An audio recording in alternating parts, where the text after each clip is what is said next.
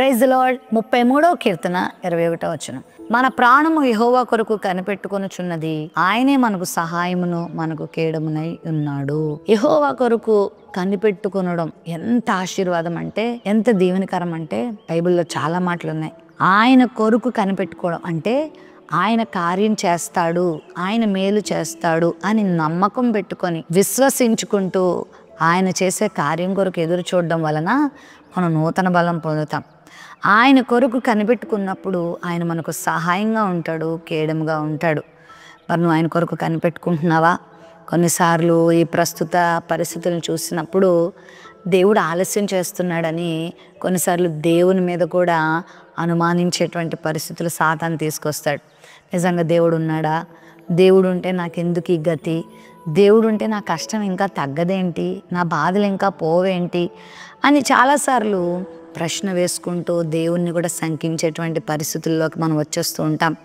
అయితే నువ్వు దేవుని కొరకు కనిపెట్టుకున్నప్పుడు ఖచ్చితంగా నీకు సహాయంగా ఉంటాడు. బైబిల్లో చాలామంది భక్తులు ఆయన కొరకు కనిపెట్టుకున్నారు. ఎక్కడా ప్రభువుని అవమానించలేదు, ఎక్కడా వెనుదిరగలేదు, ఎక్కడా కూడా శంకించలేదు. మనకు తెలుసు యోబు గురించి ఎంత సహనం, ఎంత ఓర్పు, ఎంతగా దేవుని కొరకు కనిపెట్టుకున్నాడో కదా.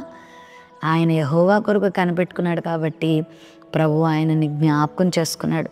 ఖచ్చితంగా నీ జీవితంలో కూడా అట్టి కార్యం దేవుడు చేస్తాడు. యోబు శ్రమలో కూడా స్నేహితులు కానీ, బంధువులు కానీ, ఇరుగు పొరుగు వారు కానీ, చివరికి భార్య కూడా దూషించి నువ్వు అలా చేసావు కాబట్టి ఇలా అయ్యో, ఇలా చేసావు కాబట్టి ఇలా అయ్యో అని చాలా బాధాకరమైనటువంటి మాటలు వారు అన్నప్పటికీ కూడా అతడు ఎక్కడ కూడా వెనకడుగులు వేయలేదు, విశ్వాసంలో చల్లారలేదు. ప్రభు కొరకే కనిపెట్టుకున్నాడు, ప్రభు కొరకే ఎదురు చూశాడు, రెండింతల దీవెన పొందుకున్నాడు. ఈరోజు వాక్య వాగ్దానం వీక్షిస్తున్న నీ జీవితంలో కూడా శ్రమల పరంపరలో ఉన్నావా?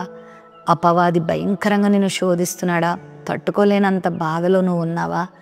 ఇంకేందమ్మా దేవుడు, ఇంత వాక్యం చదువుతున్నాను, ఇంత ప్రార్థన చేస్తున్నాను, ఇంత భక్తిగా ఉంటే ఇంకెప్పుడమ్మా నా జీవితంలో విడుదల అని బాధపడుతున్నావు కదా. నీ దేవుడు నీ జీవితంలో గొప్ప కార్యం చేయబోతున్నాడు. ఓర్చుకో, కొంచెం సహనం నేర్చుకో, ప్రభు కొరకు కనిపెట్టుకో. ఆయనకి సహాయంగా కేడంగా ఉండి అద్భుతం నీ జీవితంలో జరిగిస్తాడు. ప్రేమ నమ్మకం కలిగిన మా తండ్రి, నీ బిడ్డలమైన మాకు నీ గురించి కనిపెట్టుకునే జీవితం నేర్పించండి. ఎందుకంటే నీ కొరకు కనిపెట్టుకునే వారికి నువ్వు సహాయంగా కేడముగా ఉంటావు. అట్టి కృప నీ బిడ్డలకు దయచేయమని యేసు నామములో ప్రార్థిస్తున్నాం తండ్రి. ఆమెన్.